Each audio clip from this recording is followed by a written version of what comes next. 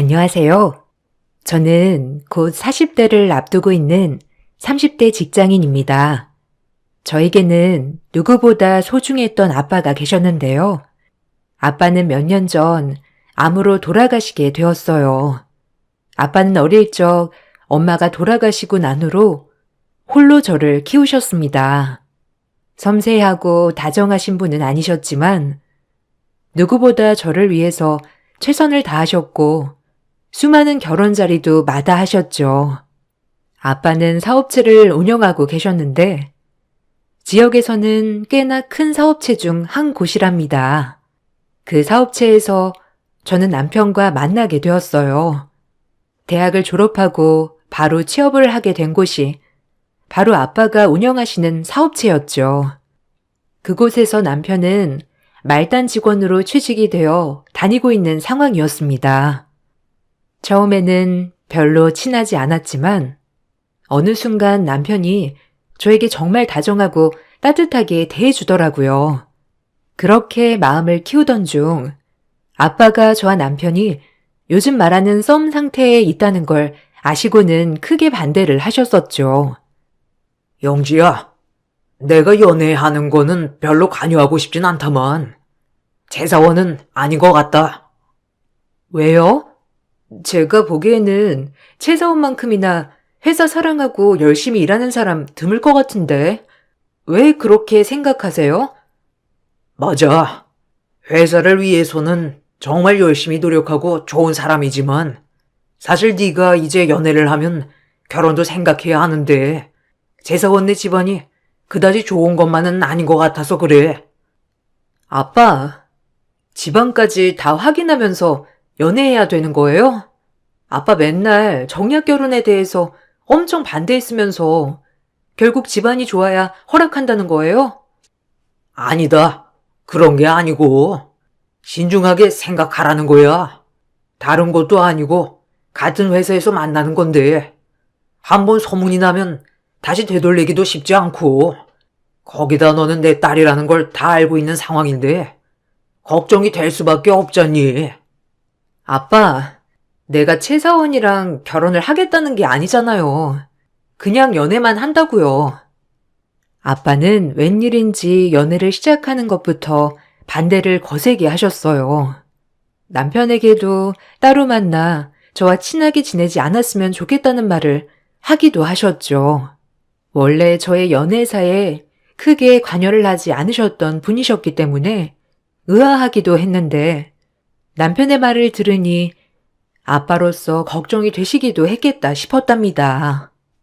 며칠 전에 사장님, 아니, 아버님께서 연락 오셨었어요.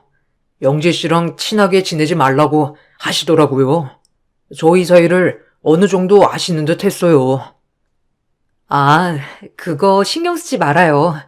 아빠가 원래 안 그러셨는데 요즘 갑자기 제 연애사에 관심이 많으시더라고요. 그게 아마 저희 집 때문인 것 같아요. 집이요? 왜요? 뭐 저희 집도 엄마 안 계시고 그런데 아빠가 약간 이런 거에 민감하시긴 하셨거든요. 아, 그런 게 아니고 사실 저는 가난한 집 장남이에요. 그동안 입사하고 여러 번 월급 당겨받기도 했고 직접 회사로 가족들이 찾아와서 돈을 받고 간 적도 있었거든요. 아마 영지 씨는 잘 몰랐을 것 같아요. 저도 사장님한테만 부탁을 했던 터라. 아, 그렇구나. 그래서 아빠가 그러셨나 보네요. 네, 영지 씨도 조금 마음이 걸리시나요? 아니요. 제가 걸릴 게 뭐가 있어요. 괜찮아요. 아빠도 그냥 말만 그러는 거지 반대를 크게 하시진 않으실 거예요. 남편은 정말 일을 잘하는 사람이었지만 시댁은 정말 못 사는 집안이었습니다. 그래서 월급을 받는 족족 시댁으로 이체가 되었고 심지어 월급을 당겨서 받았던 날도 많았죠. 이러한 사정을 알고 있었던 아빠는 남편을 만나는 것을 반대하고 나섰던 것이었어요. 그렇지만 저는 남편과 열렬한 사랑을 했고 결국 아빠의 반대에도 연애를 시작하게 되었습니다. 아빠가 반대하시는 연애를 해서 그런 건지 남편은 자신의 능력을 인정받기 위해서 정말 많이 노력을 했습니다. 그렇다 보니 남편의 노력에 힘입어 사업도 잘 되었죠. 여러 계약들을 따내었고 회사도 급속도로 성장을 하게 되었습니다. 그래서 아빠는 남편을 인정해주기 시작했어요. 정말 고맙네, 최서원. 아니, 이제는 최대리라고 해야지. 앞으로 대리로서 우리 회사를 위해서 열심히 일해주게. 내가 자네를 잘못 본 것 같네.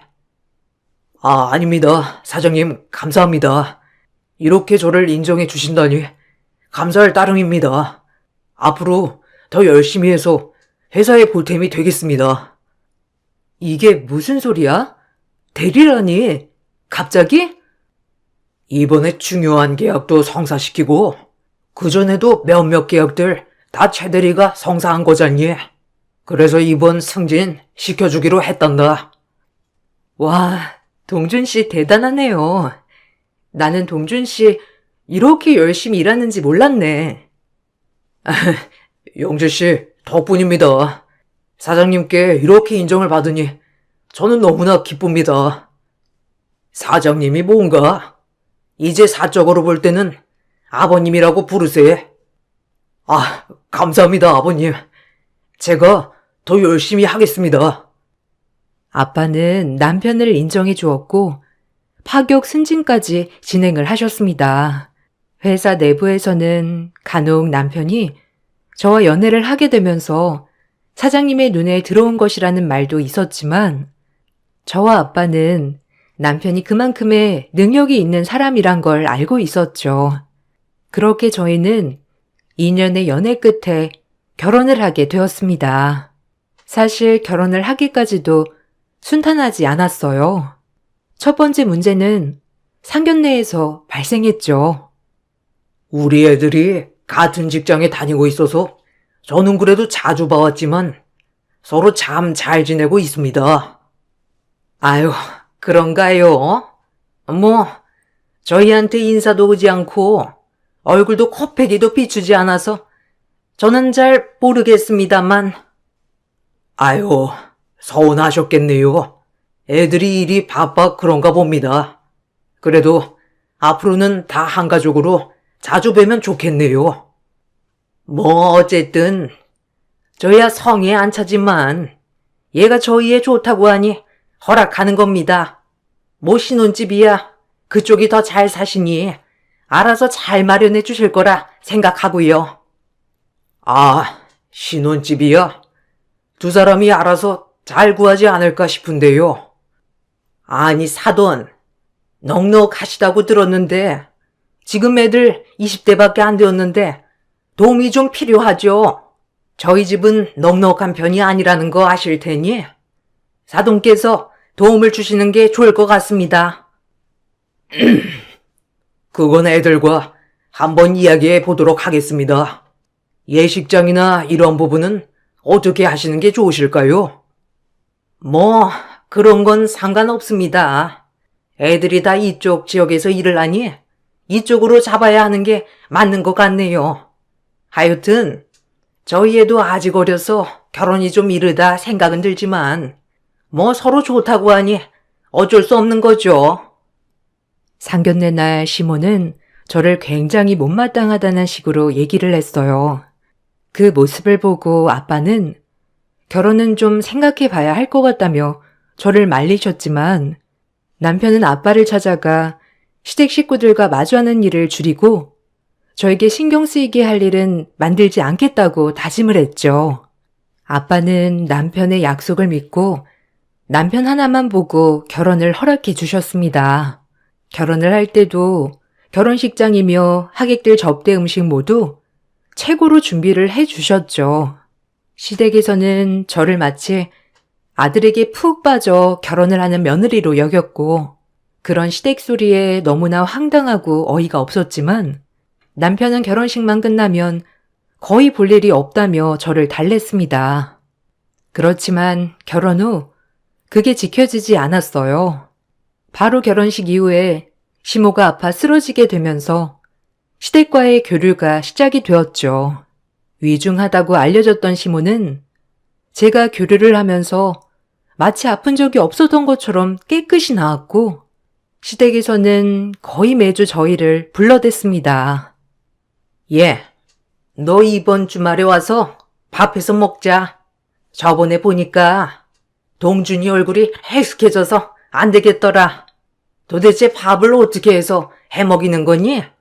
혼자 살 때도 그렇지 않았던 얼굴이 반쪽이 되어서는, 에휴. 아무튼 이번 주말에 다 같이 내려오렴. 어머님, 저희 지난주에도 다녀왔는데요. 거기다가 이번 주는 제가 주말 근무가 있어서 갈 수가 없어요. 왜 올 수가 없어? 너네 아빠 회사인데 좀 빠져도 괜찮은 거 아니니? 그러지 말고 주말에 쉬어서 동준이랑 같이 내려와. 아무리 아빠 회사여도 제 직장인데 그렇게 마음대로 할 수 없어요, 어머님. 그리고 동준 씨 요즘 살 뺀다고 그래서 살이 빠진 거예요. 살을 빼고 나발이고 내가 보기에는 고생하는 것 같아서 안 되겠구나. 동준이는 바쁠 테니 너라도 와서 내가 반찬 들고 가렴. 몇 시간은 괜찮잖아. 일 끝나고 와서 가지고 가면 되지 않니? 어머님, 거기 가려면 몇 시간을 내려가야 해요. 아니면 동준 씨 주말에 쉬니까 혼자서 가라고 전할게요.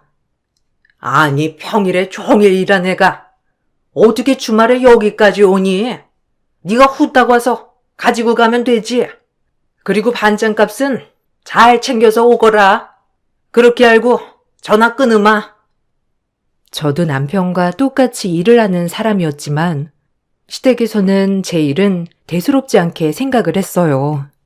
시모의 막무가내 행동에 저는 남편에게 얘기를 해보았지만 남편은 오히려 엄마가 아픈데 거리를 둔다면서 무척이나 서운해했습니다. 저는 오히려 결혼 전 얘기와는 다른 남편의 태도에 서운함을 느끼고 있었죠. 저희는 결혼을 하고 나서도 아빠의 사업체에서 일을 했습니다. 저는 사무직으로 자금 관리를 담당했고 남편은 경영 쪽 담당이었습니다.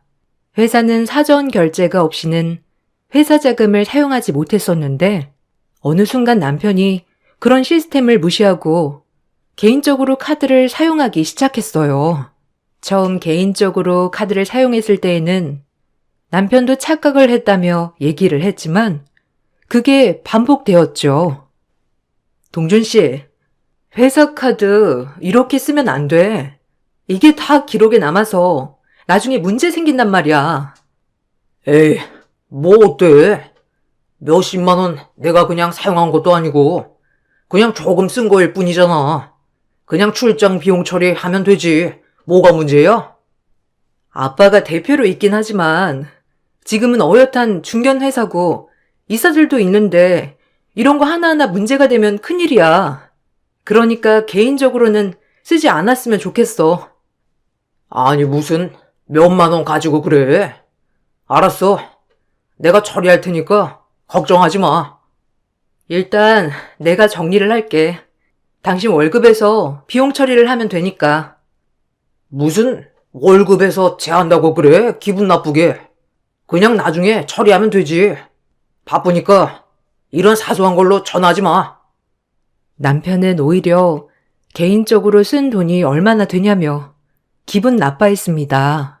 개인적으로 사용한 비용에 대해서는 월급에서 제할 수밖에 없다고 얘기를 했지만 남편은 가족끼리 너무 깐깐하다며 저를 질책하기도 했죠.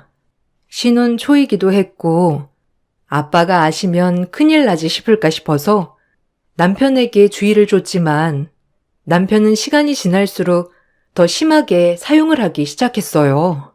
그러다 보니 대외적으로는 좋은 사람이었습니다. 그렇지만 남편이 벌려놓은 일을 뒤치다꺼리 해야 했던 것은 저와 부하 직원들 뿐이었죠. 힘들었지만 다들 묵묵히 자신들의 일을 해냈고 사업은 점점 잘 되어 갔습니다.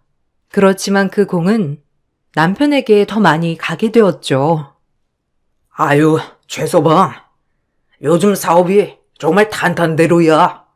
최서방이 일을 아주 열심히 하는 덕분에 어려운 계약들도 다 성사되고 참 잘 되고 있어서 기쁘네. 아닙니다, 아버님. 다 아버님 덕분이죠. 일하면서 이래저래 신경을 많이 써주신 덕분에 제가 힘내서 더 열심히 할 수 있었습니다. 그래? 뭐, 힘든 점은 없고? 네, 현재로서는 크게 힘든 건 없습니다.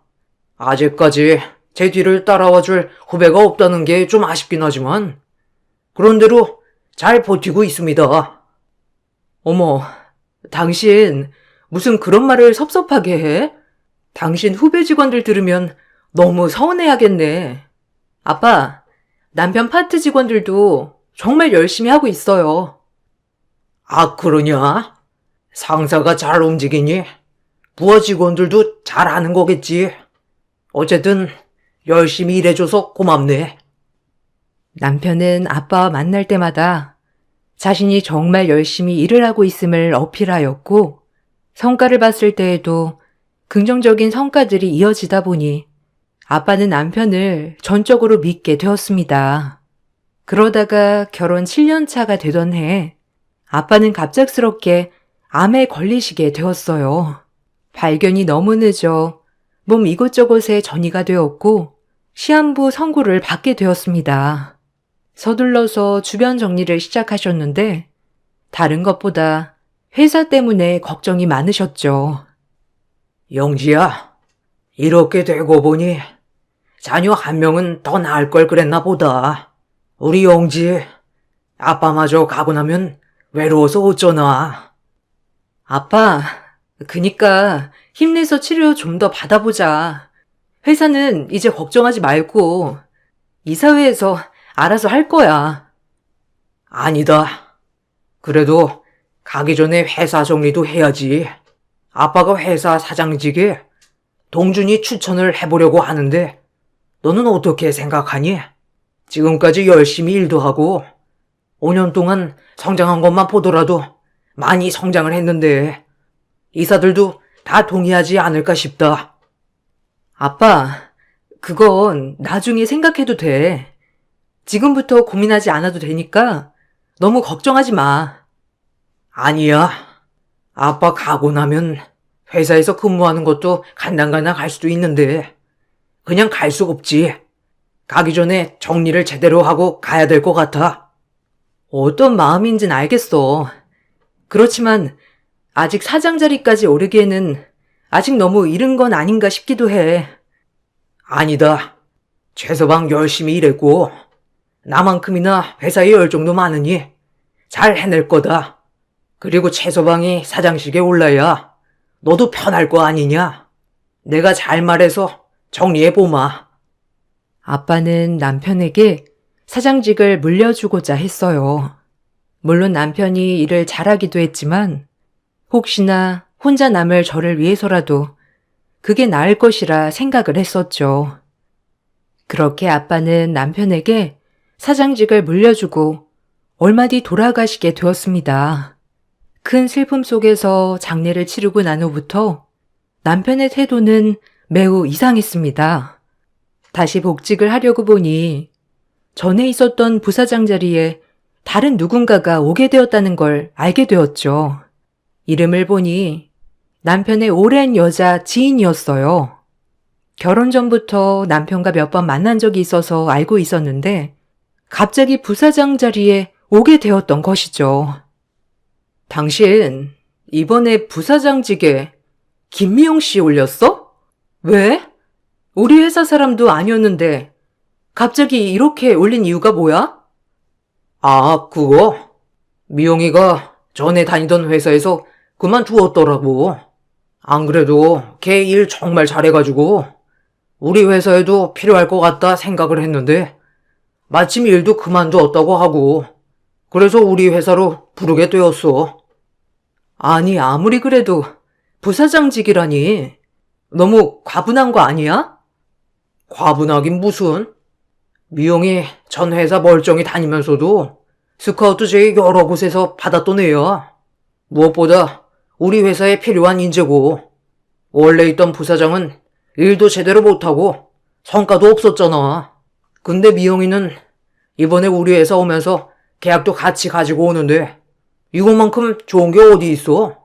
그냥 자리가 부사장일 뿐이지. 거의 현장직이야. 남편은 갑작스러운 인사발령에도 대수롭지 않은 듯 얘기를 해왔습니다.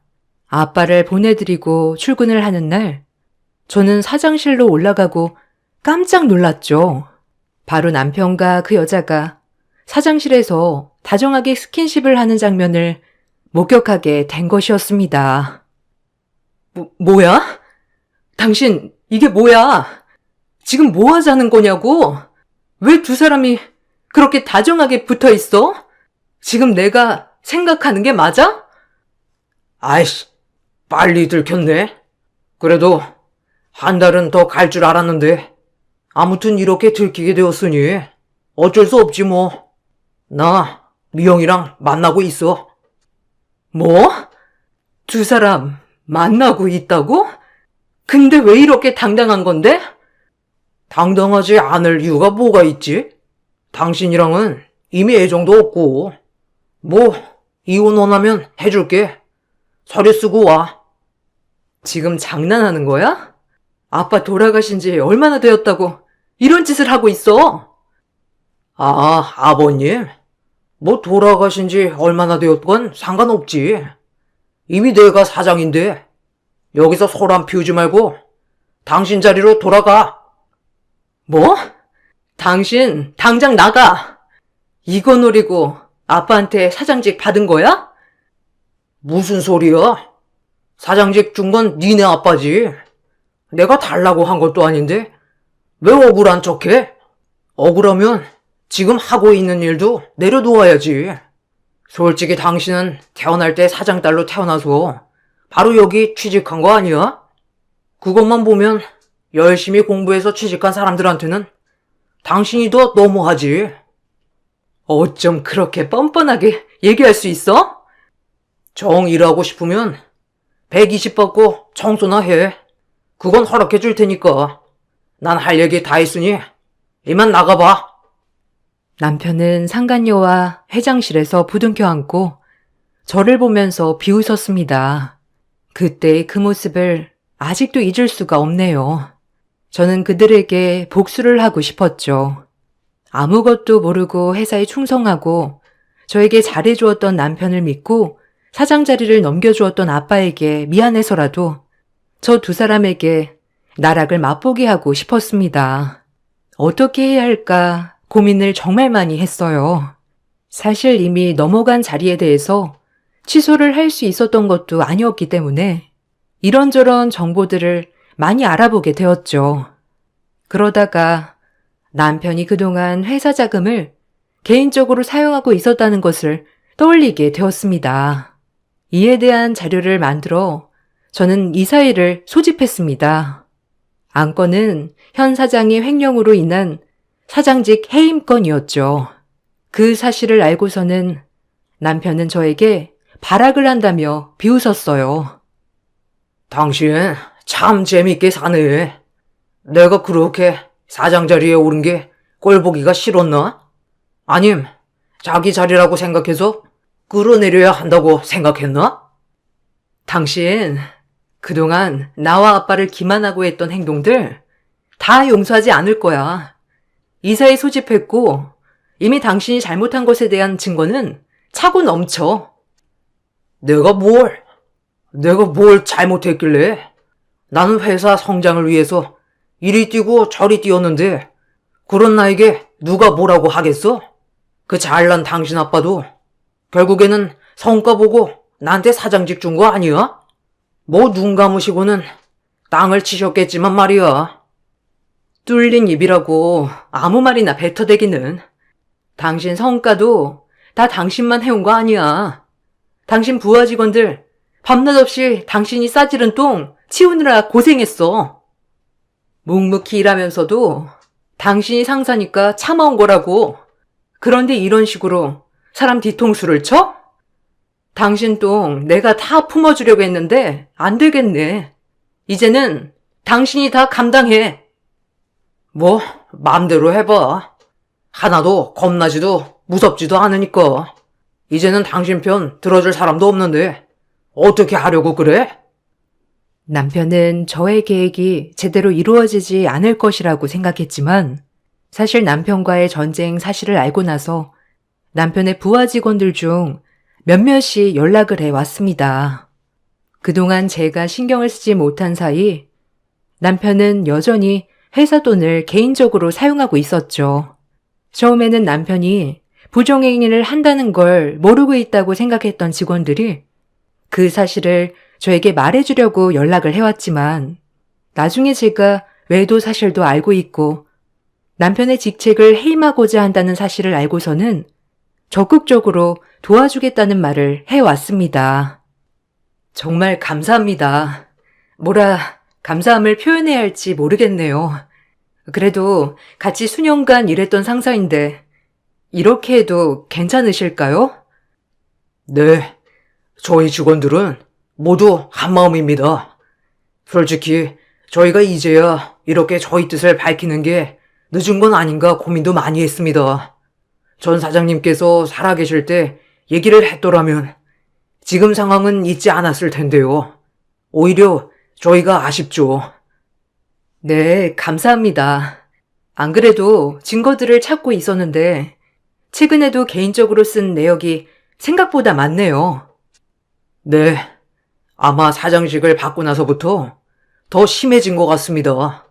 내역을 보던 중에 호텔, 숙박업소를 간 적도 많이 있었는데 아마 사장님께서 부정행위 하시고 있는 것 같습니다. 아, 그건 알고 있어요. 따로 자료가 있으시다면 저한테 주시면 잘 활용하도록 하겠습니다. 이런 말씀 어떠실지 모르겠지만 전 사장님께서는 정말 회사를 아끼고 사랑하셨어요. 그렇지만 현 사장님은 본인의 출세를 위해서 움직이셨던 거지 회사를 위해서 일을 하셨던 건 아닙니다.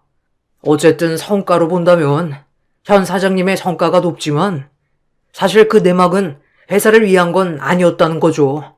모쪼록 전해드린 자료 충분히 잘 사용하셨으면 좋겠습니다. 다들 말은 하지 않았지만 남편의 악랄한 속마음을 전부터 느껴왔던 것 같아요. 직원들이 건네준 서류에는 아주 오래전부터 남편이 횡령을 했던 내역들이 모두 담겨 있었습니다. 여러 자료들을 모두 모은 후에 저는 이사회를 소집하였고 바로 회의를 열게 되었습니다.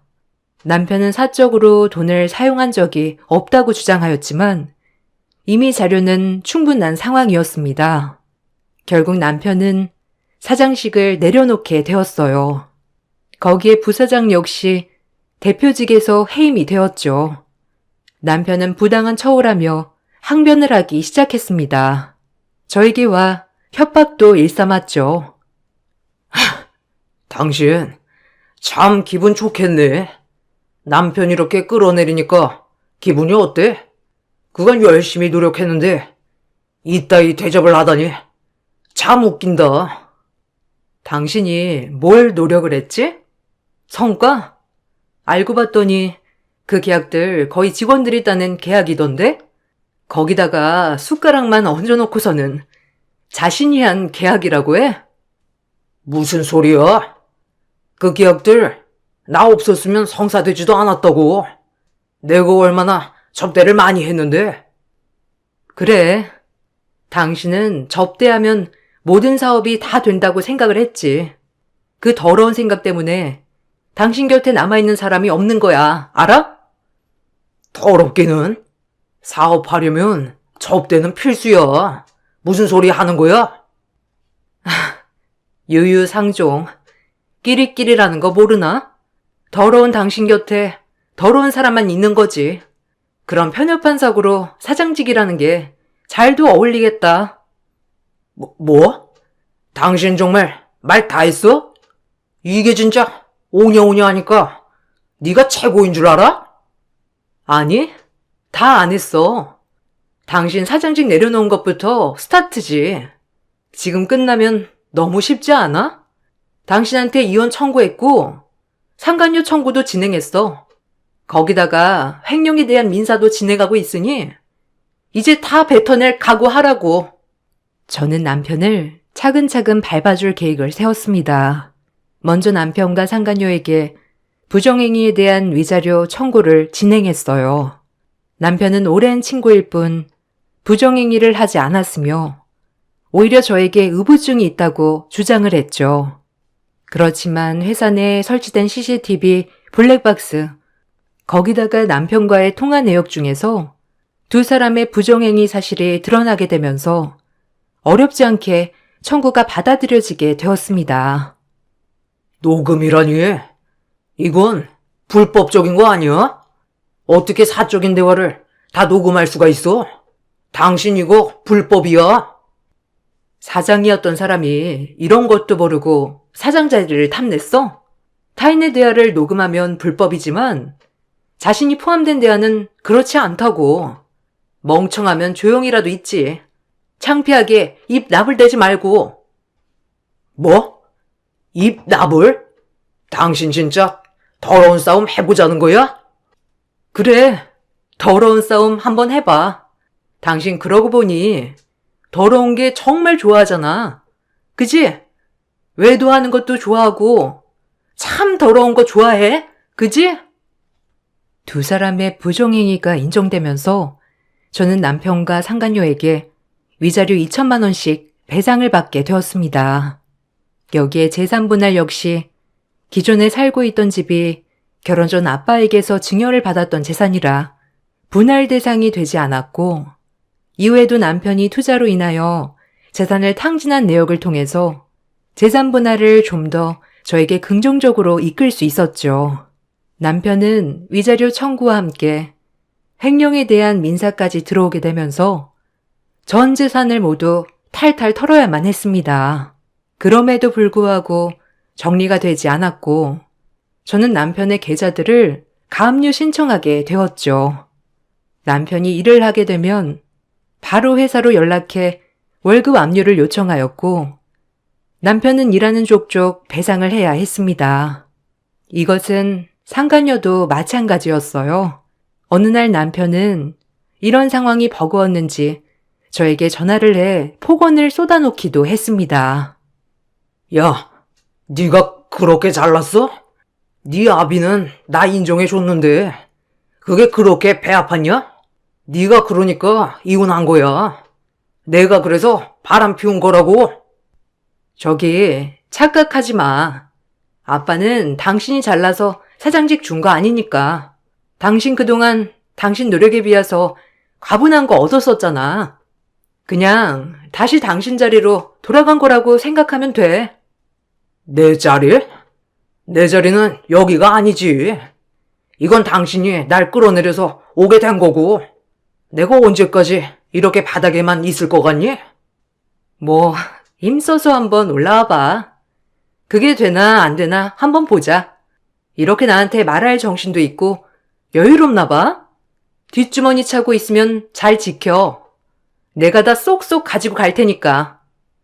남편뿐만 아니라 시댁에서도 저에게 폭언을 서슴지 않았습니다. 어쩜 그렇게 다들 똑같은지 아들이 바람이 난 게 다 제 탓이라고 다들 말을 하는데 정말 황당하더라고요. 어쩐 일이세요? 예, 너는 그거 하나 넘어가주면 될 거를 꼭 굳이 이혼을 해야 했었냐? 내가 요새 이것 때문에 통잠이 안 온다. 동준이는 하루 종일 일만 하는데 너는 동준이 뺏겨먹고 하하호호 재밌어 보이는구나. 뭔가 오해하시는 모양인데 동준 씨는 벗겨먹을 것도 없어요. 처음부터 지금까지 단 한 번도 없었습니다. 뭐? 왜 동준이가 없어? 동준이만큼 능력 좋은 애가 어디 있다고? 지금 네가 걔 기를 죽여놔서 그렇지? 어디 가서 부족할 애가 아니다. 착각하시는 것 같은데요. 그 능력도 다 제가 만들어준 겁니다. 참나. 너는 아무런 잘못이 없다고 생각하냐? 네가 오죽 독했으면 그 순한 애가 다른 여자를 만났겠어? 어머님, 아니, 아주머니. 세상에는 동준 씨보다 훨씬 잘나고 좋은 사람 천지예요. 그럼에도 불구하고 제가 동준 씨랑 결혼한 건 그 사람이 제일 잘나서가 아니라고요. 바람은 병입니다, 병. 그러니 감싸돌지 마세요. 제가 순했으니 망정이지. 독하면 지금 이렇게 전화하실 생각도 안 드셨을 것 같은데요? 냉정하게 남편에게 청구를 진행하면서 결국 남편은 저에게 용서를 구하기도 했습니다. 그렇지만 이미 잘못된 일을 되돌릴 수는 없다고 냉정하게 대했죠. 남편은 자신이 잠시 사장이 되더니 그것에 취해서 잘못을 한 것이라 얘기를 했습니다. 당신, 내가 정말 잘못했어. 요즘 진짜 죽을 맛이야. 아무리 벌어도 끝이 없어. 내가 이렇게 사과할게. 참 빠르네. 그렇게 내가 억울함을 이야기할 때는 비웃더니만 이제 와서 사과? 왜? 당신 목 앞까지 칼이 들어오니까 없던 미안한 마음이 생기나? 당신은 왜 그렇게 얘기를 해? 내가 다 잘못했어. 용서해줘. 용서 같은 건 없어. 이미 끝난 사이야. 너랑 만나지 않았다면 더 좋았겠지만 지금이라도 너랑 헤어지게 되어서 참 다행이라고 생각해. 나에게 한 번만 더 기회를 줘. 당신 나랑 금실 좋게 잘 지냈잖아. 거기다가 내가 아버님께 얼마나 잘했는데. 그것만 보더라도 나 한 번만 용서해주면 안 되는 걸까? 그래, 내가 그래서 당신을 못 놨어. 근데 당신 그렇게 얘기하는 거 보니 정이 확 떨어진다. 아빠한테 잘했다고? 당신이 언제? 아빠가 노력해서 일건 회사 당신이 망칠 뻔했는데 그런 소리가 나와? 거기다가 외도한 건 아주 까마득히 잊어버렸나 봐. 그래, 그러니 당신이 바람을 피웠겠지. 자기가 어떤 상태인지 까맣게 잊어버리니까 앞으로는 나랑 이렇게 만날 일도 없을 거야. 남편은 계속해서 사과의 말을 전하고 있지만 저는 남편과 두 번 다시 마주하고 싶지 않습니다. 결국 저는 세상에 혼자 남겨지게 되었어요. 그렇지만 제가 약해진다면 아빠를 다시 만나게 되는 날 더 슬퍼하실 거라 생각을 한답니다. 더 꿋꿋하게 이겨내서 잘 살아보려고요. 저희 긴 글을 읽어주셔서 감사합니다. 여러분들도 모두 가족들과 행복하시길 바랄게요. 안녕하세요. 저는 얼마 전에 결혼식까지 했지만 시모의 이해할 수 없는 행동으로 인해 너무 큰 충격을 받아 남편과 혼인신고 서류에 도장도 찍기 전에 갈라서게 된 30대 초반 여자입니다. 제 인생이 한순간에 무너져 내릴 뻔했지만 조금도 고민하지 않고 최대한 빠른 결정을 내렸던 게 너무 잘한 선택이었다는 걸 지금도 확실하게 느끼고 있을 만큼 시모는 아직까지 정신을 차리지 못하고 있습니다. 그 사람과 결혼식을 올리기 전까지 시모의 행동을 심각하게 생각하지 않아서 평생을 함께 하기로 결정하게 되었지만 전혀 상상조차 할 수 없던 일들이 눈앞에 펼쳐지고 말았었죠. 그 사람과는 2년 정도 연애를 했었고 양가 집안의 결혼 허락까지 전부 다 받은 상태라 결혼식은 무난하게 할 수 있을 거라 생각했었어요. 하지만 결혼식 날짜가 가까워지면서 그 사람에게서 못 봤던 행동들이 눈에 들어오게 되었고 결혼을 하는 게 잘하는 건지 혼란스러울 정도로 저를 당황스럽게 만들었어요. 주말이었던 어느 날 극장에서 영화를 보고 나온 뒤 저녁을 먹으려고 하는데 예비 신랑은 잠깐 전화 좀 받겠다면서 조용한 곳에서 전화를 받기 시작했어요. 별 생각 없이 벤치에 앉아서 기다리고 있었는데 통화가 꽤 길어지고 있어서 누구와 통화를 하는지 몰랐던 저는 예비 신랑이 있는 곳으로 걸어갔죠. 얼굴 표정을 봤을 때 뭔가 심각해 보였어요. 그래서 방해하면 안 될 것 같아 다시 벤치로 돌아가려는데 예비 신랑의 한마디에 걸음이 멈췄고 무슨 대화를 하는지 엿들을 수밖에 없었습니다. 나는 영화만 보고 들어가려 했는데 그렇게 하면 안 된다고? 극장에서 팝콘을 너무 많이 먹어서 저녁 생각이 없다니까. 엄마는 내가 배탈 났으면 좋겠어. 어떻게 연애한 지 2년이나 지났는데도 그런 걸 해야 되는 거야? 오늘도 솔직히 나오고 싶지 않았는데 엄마가 하도 등 떠밀어서 나온 거잖아. 평일에 힘들게 일하고 주말에 좀 쉬고 싶었다니까. 은주는 지금 옆에 없어. 엄마랑 통화하는 거 별로 안 좋아할 수 있다며. 그래서 잠깐 자리를 옮겼지. 그래, 알았어. 간단하게라도 먹고 올 테니까 늦지 않게 들어갈게. 엄마가 시키는 대로 하고는 있지만 결혼식 끝나면 그때는 내가 하고 싶은 대로 하면서 살 거야. 저는 예비 신랑이 시모와 나눈 대화에 많이 당황스러웠었고 처음 보는 모습에 할 말을 잃었었죠.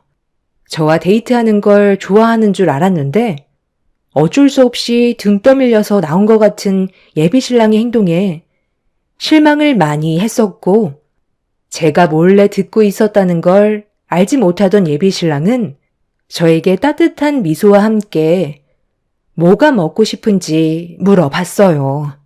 이미 기분이 상해버린 터라 저는 먼저 집에 들어가 보겠다면서 그냥 집으로 돌아가려 했었죠.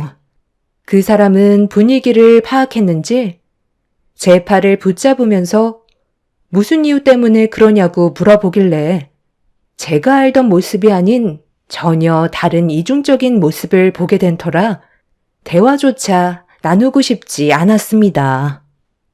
갑자기 왜 그러는 건데? 무슨 일 때문에 그러는 건지 알아야 보내주든지 할 거 아니야. 내가 너한테 실수라도 한 거야? 아니면 정말 무슨 일이 있어서 그래? 나랑 결혼하려는 이유가 뭐야? 그냥 어머님이 결혼하라고 하니까 어쩔 수 없이 등 떠밀려서 하는 거야? 어떻게 그런 말을 할 수가 있어? 나랑 영화 보고 같이 있는 시간이 지겨웠으면 그만 끝내면 되지. 왜 억지로 결혼까지 생각했던 건데? 그만 만나고 싶으면 처음부터 말을 하지 그랬어. 어디서부터 들었는지는 모르겠지만 엄마한테 전화가 와서 내가 지금 몸이 힘들다고 얘기했던 것 뿐이야. 요즘 야근을 너무 많이 하다 보니까 집에서 쉬고 싶다는 생각이 머릿속에서 떠나질 않더라고. 하지만 나는 은주 너를 사랑하니까 오늘 하루 같이 있어줬잖아. 너한테 마음이 없으면 이렇게까지 했겠어? 그래서 어머님한테 그런 식으로 말을 했던 거야? 내 기분이 얼마나 안 좋았는지 알아? 그런 말을 들었는데 더 이상 무슨 데이트를 할 수 있겠어. 이 기분으로는 같이 있고 싶지도 않아. 나는 오늘 부산에 출장 갔다가 서울로 올라온 거 잊었어? 서로 똑같이 힘든 상황이면 좋게 대화로 풀어나가던가 아니면 남은 시간 최대한 좋게 웃으면서 보내면 되는 거지. 꼭 그런 식으로 뒤에서 말을 했어야 돼? 어떤 마음인지 충분히 알았으니까 먼저 들어가 볼게. 예비 신랑은 저에게 미안하다면서 기분이 상했다면 좋게 풀자고 했지만 그 사람의 얼굴 표정과 말투에서 저와 함께 있는 시간들이 전부 가식적이고 거짓된 행동들이었다는 거에 너무 큰 실망을 하고 말았었죠. 그날 처음으로 예정되어 있던 결혼식을 취소하고 싶은 마음이 들었을 만큼 저에게는 예비 신랑의 행동이 너무 큰 상처로 다가오고 말았습니다. 그렇게 저희 둘은 각자의 집으로 돌아갔고 상처를 너무 크게 받아서 그런지 집에 들어오자마자 눈물을 쏟아내고 말았습니다. 그리고 잠시 뒤 시모가 좀 전의 상황에 대해 들으셨는지 저에게 전화를 했어요. 받고 싶지 않았지만 전화를 무시하는 건 예의가 아닌 것 같아 최대한 감정을 진정시키고 시모의 전화를 받게 되었죠. 어느 정도 예상은 했었지만 저를 달래주기 위한 말들이었고 이미 상처를 받은 저는 쉽게 마음이 열리지 않았습니다. 살다 보면 이런 사소한 일들은 수백 번이 아니라 수천 번은 된다. 서로 잠깐 오해가 생긴 것 같아서 내가 직접 전화한 거니까 서로 최대한 좋게 풀어가는 게 어떻겠니? 세아가 입장에서는 당연히 서운할 수 있지. 내 아들이 요즘 정말 많이 힘들었나 보더라고. 너도 알겠지만 쉬지 않고 계속해서 야근을 했었잖아. 아무래도 체력이 다 떨어졌는지 집에서 쉬고 싶다는 말을 하길래 내가 나간 김에 세아가 너랑 저녁까지 먹고 들어오라고 했었다. 여태까지 내 아들이 세아가한테 많은 걸 맞춰줬었잖아. 그리고 그 기간 동안 단 한 번이라도 불평불만 가진 적이 있었어? 한 번도 없었지? 그러니까 오늘 있었던 일은 그만 잊어버리고 서로 최대한 빨리 푸는 게 좋지 않겠니? 이제 곧 결혼식인데 이 문제 가지고 모든 걸 엎을 수는 없잖아. 일단 오늘은 푹 쉬고 내일 잠깐 얼굴 좀 보자. 시모는 저와 예비 신랑이 최대한 빠른 시일 내에 서로가 좋게 풀어가길 원하고 있었어요. 그렇게 시모와 한참 동화를 끝낸 뒤 자리에 누워 좀 전의 상황을 다시 되돌려 떠올려 봤는데 그때 처음 봤던 그 사람의 모습은 좀처럼 머릿속에서 지워지지 않았어요. 그리고 다음날 아침 일찍 예비 신랑한테 전화가 왔어요. 자고 일어나니 전날에 받았던 상처와 제 감정이 어느 정도 가라앉았는지 침착하게 대화를 이어나갈 수 있었고 그날 저녁 저희는 다시 마주하게 되었죠. 예비 신랑은 전날에 있었던 일들 때문에 상당히 조심스러운 모습을 보여주면서 제 눈치만 살피고 있었어요. 어떻게 해서든지 상처받은 제 마음을 풀어주려고 노력을 했었죠. 그렇게 자신의 잘못을 인정하고 되돌리려는 모습에 제 기분은 조금씩 풀리게 되었고 예비 신랑도 불완전한 사람인지라 한 번의 실수는 용납할 수 있었습니다. 2년간 함께했던 시간들을 한순간에 전부 지워버리기에는 저희가 쌓아왔던 추억들이 너무나도 많았었죠. 그렇게 얼마의 시간이 지나고 다시 예전처럼 좋은 관계를 유지하면서 잘 지내고 있었는데 시모가 돌아오는 주말에 잠깐 얼굴 좀 보자며 시댁으로 부르셨어요. 저번에 안 좋은 일도 있고 해서 미안한 마음에 저녁 한 끼 같이 하길 원하셨습니다. 그렇게 저는 돌아오는 주말에 예비시댁에 잠깐 들리게 되었고 시모가 많이 신경을 쓰셨다는 게 느껴질 정도로 많은 음식들이 준비가 되어 있었어요. 그렇게 분위기 좋게 식사 자리를 가지면서 대화를 이어나가고 있었는데 시모가 갑자기 이상한 말을 하셨어요. 나는 웬만하면 집에서 하는 음식을 선호하는 편이거든. 식당에서 만드는 음식들은 전부 조미료가 들어가서 내 입맛에는 맞지 않더라고. 새며느리는 그래도 음식 솜씨가 나쁘지는 않다고 했으니 조만간 한번 기대해 봐도 되지. 가끔 여행을 가더라도 음식 같은 건 사 먹기보단 직접 해 먹기를 원하거든. 요즘 한식당 같은 경우 음식들 상당히 잘 나와요. 저는 그냥 저희 엄마가 하시는 음식을 눈대중으로 보고 배운 거라 잘하지는 못해요. 그래도 못하는 것보다야 낫지. 조만간 기회가 있을 테니까. 그때 내가 부족해 보이는 것들이 있으면 다시 제대로 알려주도록 하마. 그런데 찬송이는 어디를 갔길래 아까부터 얼굴조차 안 보이는 거니? 걔가 뭐 하나에 빠지면 불러도 대답이 없거든. 방에서 뭐라고 있는 것 같은데 좀 나와보라고 해라. 시모는 테이블 위에 상당히 많은 여행 상품을 올려놓으셨고 저는 작은 방 문을 두드리면서 예비 신랑을 불렀습니다. 시모가 불러도 대답 하나 없더니 방문을 두드리는 소리에 예비 신랑이 밖으로 나왔어요.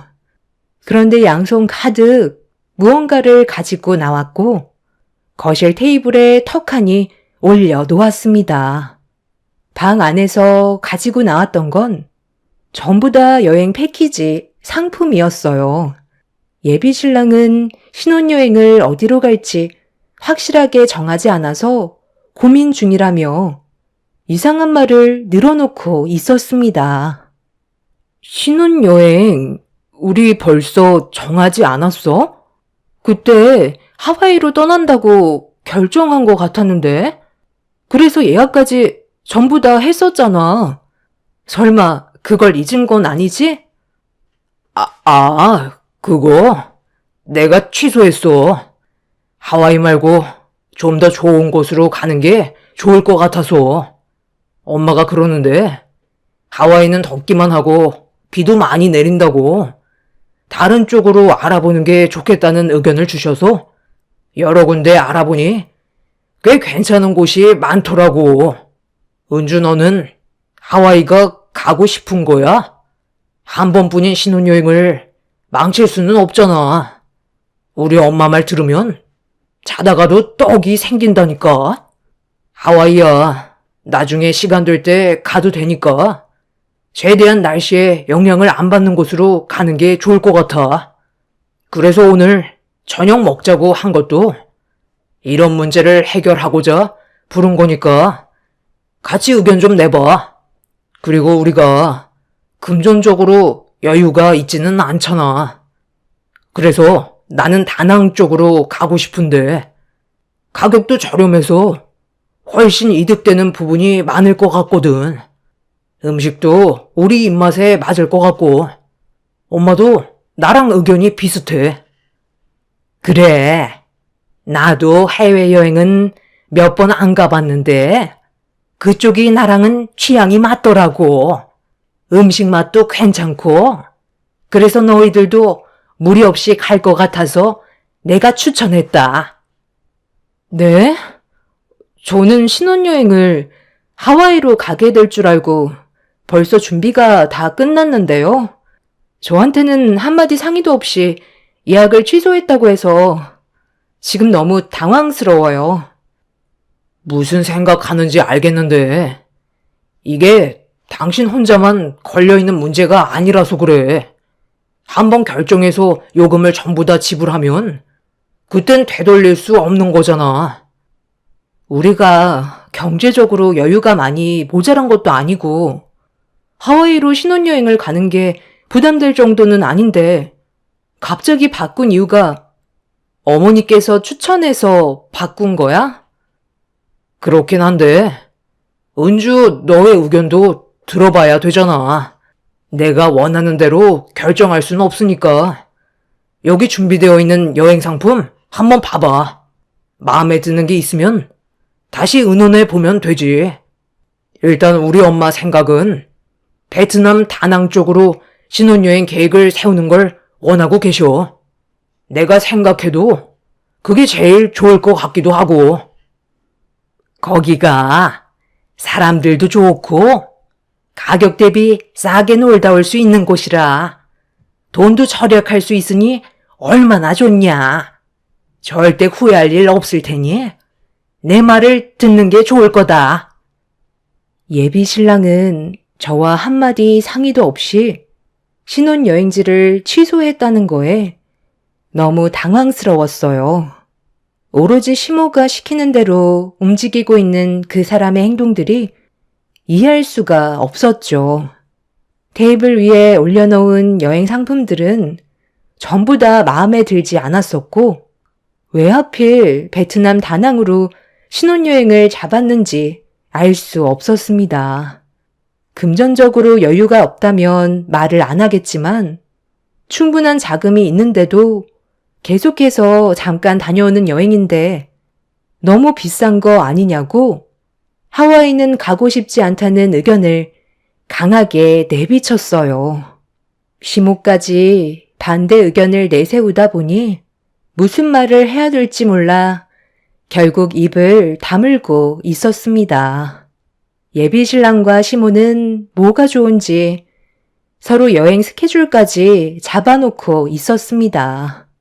어차피 신혼여행은 예비 신랑과 단둘이 떠나는 건데 모든 일정을 시모가 정해주고 있었어요.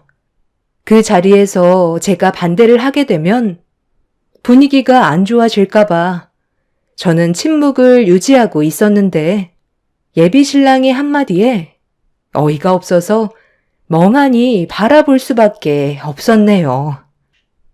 그럼 여기로 가는 걸로 정한 거지? 엄마 생각도 확실한 거고요. 은주 너도 아무 말 하지 않는 걸로 봐선 그게 불만 같은 건 없는 것 같은데. 나한테 말할 기회를 주기라도 했어? 아까부터 어머님이랑 둘이서만 대화를 주고받고 있었잖아. 나랑 같이 신혼여행 가는 거지. 어머님이 같이 가는 건 아니잖아?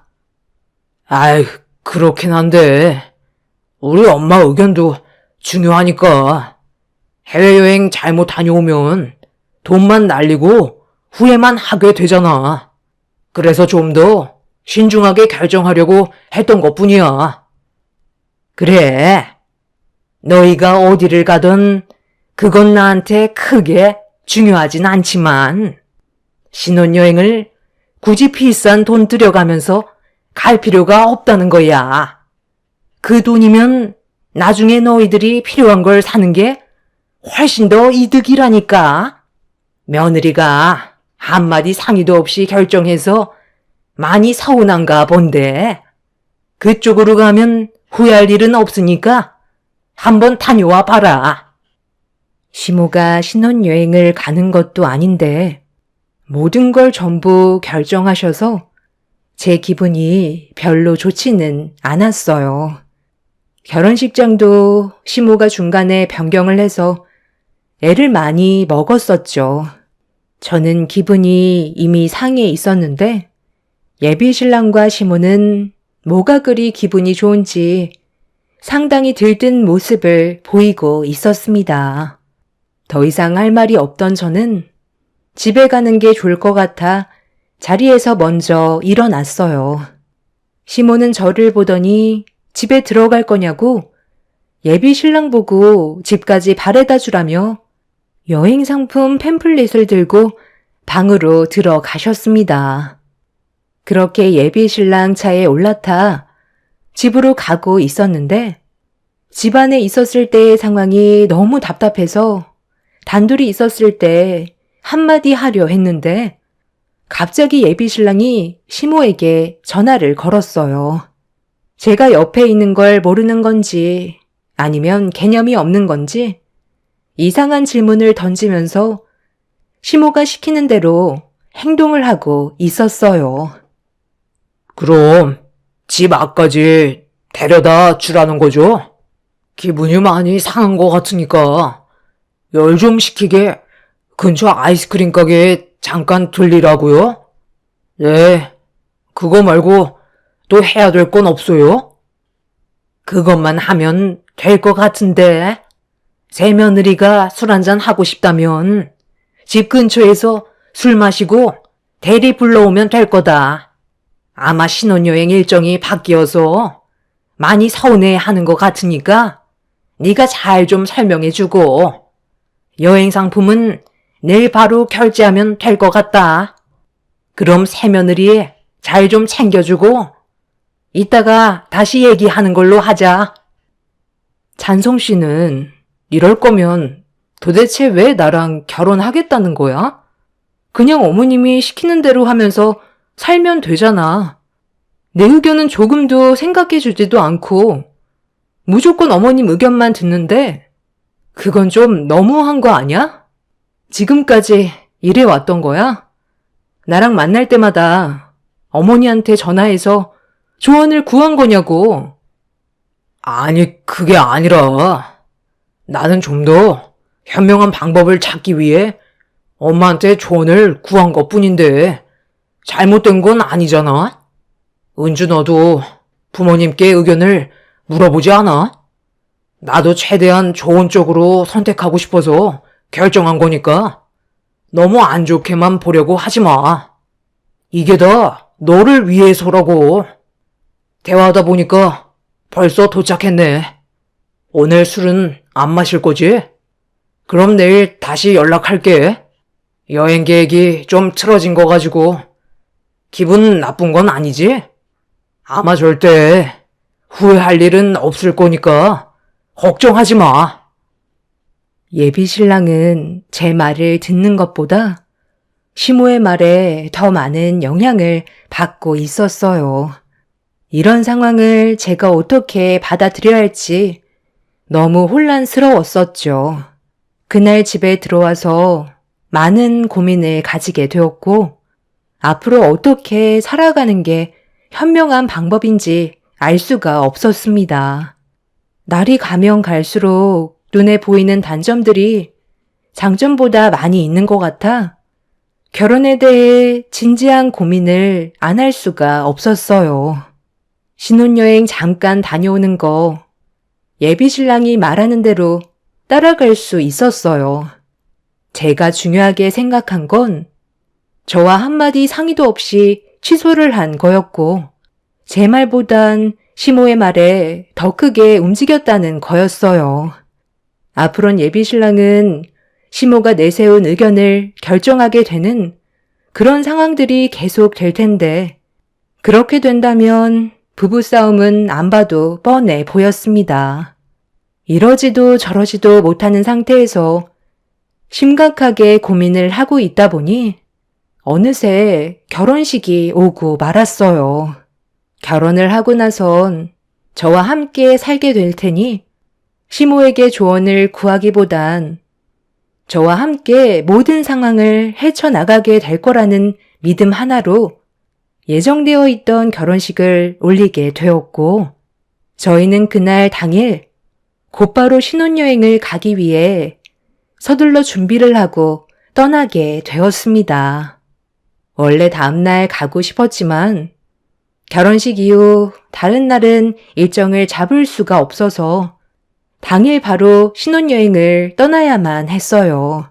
그렇게 결혼식 직후 급하게 비행기에 올라탔는데 잠시 뒤 제 옆자리에 앉은 한 사람을 보고 너무 놀라 입을 다물지 못했고 충격적인 한마디를 꺼내는 순간 할 말을 잃어버려 그대로 얼음이 되고 말았죠. 어머님, 여긴 어쩐 일이세요? 설마 오늘 저희 신혼여행 같이 따라가시는 거예요? 그게 아니면 이 비행기에 올라타실 이유가 전혀 없잖아요. 너희들이 신혼여행을 떠났는데 내가 뒤에서 신경 써줄 게 많을 것 같아서 같이 가기로 결정하게 되었다. 너희들의 여행을 방해할 생각 조금도 없으니까 걱정 안 해도 된다. 그리고 세아가 나는 객지에서도 직접 한 밥 아니면 안 먹는데 네가 삼시세끼는 차려줄 수 있는 거지? 저번에 내가 얘기했었잖아. 식당에서 먹는 음식들은 전부 조미료가 들어가서 입맛에 안 맞는다고. 그런데 우리가 가는 여행지에 있는 음식들은 내 입맛에 맞더라니까. 몇 년 전에 한번 가봤는데 너무 만족해서 내 아들과 이번에 다시 한번 가보기로 결정하게 된 거거든. 너도 아마 좋은 추억 만들 수 있을 거다. 우리 아들도 요즘에 끼니를 자주 챙겨 먹지 못해서 많이 걱정했는데 이번에 가서 몸보신 좀 시켜줘야 되겠다. 나랑 같이 가는 게 싫은 건 아니지? 갑자기 표정이 어두워졌네. 엄마, 자리 잘 잡으셨죠? 그런데 아빠는 왜 아직 안 오시는 거예요? 이러다 비행기 출발하겠어요. 꼭 어디 가려고만 하면 화장실을 가신다니까. 아유, 비행기 출발한다는 말에 급하게 끊고 왔다. 나는 여기에 앉으면 되는 거야? 우리 새며느리 오늘 결혼식 하느라 많이 피곤했을 텐데 몸살 나는 거 아니니? 에휴, 걱정 안 하셔도 돼요. 저래 보여도 몸이 강철이거든요. 10분 뒤에 출발한다니까 이제 자리에 앉으세요. 정신없어도 이런 게 다 추억 아니겠어요? 이게 지금 뭐 하는 거야? 나한테 사전에 한마디 말도 없었잖아. 그럼 신혼여행지를 바꾼 것도 아버님, 어머님과 함께 가려고 변경한 거였어? 같이 가면 좋잖아. 우리 부모님도 이번 기회에 해외여행 가시면 얼마나 좋아. 나중엔 장인 장모님도 함께 모시고 가면 되지. 요즘 정신없어서 말하는 걸 깜빡했는데 기분 나쁜 건 아니지? 잠깐만. 갑자기 왜 일어나는 건데? 이제 곧 출발한다잖아. 일단 가서 내가 전부 다 설명한다니까. 무슨 설명? 더 이상 듣고 싶지 않아. 나랑 결혼한 이유가 도대체 뭐야? 왜 내 말은 조금도 들으려 하지 않고 어머님이 하라는 대로만 움직이는 건데? 하와이로 신혼여행 잡으면 비싼데 베트남 다낭으로 잡으면 시부모님도 함께 갈 수 있으니까 변경한 거잖아. 그렇게 가족들과 여행 가고 싶으면 혼자 다녀와. 나는 신혼여행 가서까지 눈치 보면서 수발 들고 싶지 않거든. 어머님이 나한테 뭐라고 하셨는지 알아? 객지에서도 직접 한 밥 아니면 드시지 않겠다는 거야. 내가 거기까지 가서 음식을 해야 되겠어? 나랑 조금도 상의하지 않은 이런 계획에 함께 할 수 없으니까 먼저 일어날게. 오늘 이 시간 이후로 우리 둘의 관계는 끝이야. 정말 그동안 많이 참고 있었는데 오늘 일은 도저히 용납을 할 수가 없어. 눈치 없이 따라오시는 것도 정말 어이가 없는데 저보고 객지에서 직접 밥을 차려달라고요? 평생 당신 아들 밥이나 직접 차려주세요. 저는 당신 며느리가 될 생각 조금도 없습니다. 이제 보니까 그동안 저 사람 뒤에서 계속 조종하신 것 같은데 그게 저 사람한테 좋은 영향을 주지 못한다는 걸 아셨으면 좋겠어요. 혼인신고 서류에 도장 안 찍었으니 이 결혼은 무효가 되겠네요. 잠깐만. 왜 이렇게 열을 올리고 그래? 너희들이 신혼여행 떠나니까 겸사겸사 같이 가고 싶었던 것 뿐인데 그게 그렇게 잘못된 일인 거니? 나는 오히려 흥분하는 네가 더 이해가 안 된다. 그동안 내 아들 뒤에서 조언해 줬던 건 좋은 방법을 알려줬던 것 뿐이야. 그래야 너랑 좋은 관계로 발전할 수 있을 거 아니니? 내 관심이 지나치다고 생각하는 것 같은데 아들 가진 부모 중에 나보다 더한 사람도 많다니까. 사소한 거라도 챙겨주고 싶은 게 부모 마음 아니겠어? 곧 비행기 출발한단다. 그만 흥분하고 이왕 이렇게 된 거 좋게 다녀오도록 하자. 결혼식까지 올렸는데 파투 내면 동네 창피해서 얼굴도 못 들고 다닌다고. 저는 저 사람이랑 제 남은 인생을 함께하고 싶지 않아요. 그리고 이 집안의 며느리로 살아가고 싶지도 않고요. 먼저 일어나 보겠습니다. 즐거운 여행 되세요. 제가 비행기에서 튀어나가려 하자 예비 신랑이 저를 붙잡았어요. 그리곤 갑자기 화를 내면서 왜 상황을 악화시키냐고 오히려 더 큰 목소리로 열을 올리고 있었습니다. 그 사람은 자기 엄마가 하는 말이 100번 옳다면서 저를 이해해주지 못하고 있었죠. 완전 마마보이였던 예비 신랑은 자기 엄마가 없으면 아무것도 할 수가 없다며 신혼집에도 함께 살길 계획하고 있다는 것까지 전부 다 털어놓고 있었어요. 자기 엄마가 한 밥을 꼭 먹어야 마음이 편하다면서 음식 준비를 하지 않아도 되는 제가 얼마나 편하겠냐고 어이없는 말까지 늘어놓길래 그 자리에서 뺨에 손을 올려 버렸습니다. 더는 대화 자체가 이어지지 않았어요. 결국 저는 비행기에서 빠져나오게 되었고 예비 신랑 식구들은 그대로 해외여행을 떠나게 되었어요. 저는 그래도 뛰쳐나올 줄 알았는데 돈이 아깝다고 생각했는지 여행을 떠나버린 그 사람들의 행동에 할 말을 잃었었죠. 이런 상황을 저희 부모님께서도 알게 되시고 많이 당황스러우셨는지 그 사람들이 해외여행을 마친 뒤 다시 돌아왔을 때 원인 제공으로 피해를 본 부분에 대해 위자료 청구 소송을 진행했어요. 법정에서는 저에게 손을 들어 주었고 결혼식 문제로 손해를 본 거에 대해 위자료를 받아낼 수 있었습니다. 그렇게 저는 그 사람과 제대로 된 결혼 생활을 단 하루도 보낸 적 없이 서로 등을 돌리게 되었죠.